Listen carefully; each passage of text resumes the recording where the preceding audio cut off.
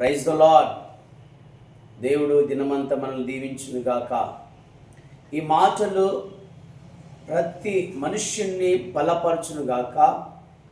ఈ రోజున మరణ పోరాటంలో ఉండి నీ ఆత్మ నిన్ను తొందర పెట్టుచున్నదేమో, పలు విధములైనటువంటి వినకూడని మాటలు విని ఒకవేళ నీ ప్రాణము నిన్ను భయపెడుతున్నదేమో, ఈ రోజున నీ ఆత్మతో నీ ప్రాణముతో ఇలాగ మాట్లాడు.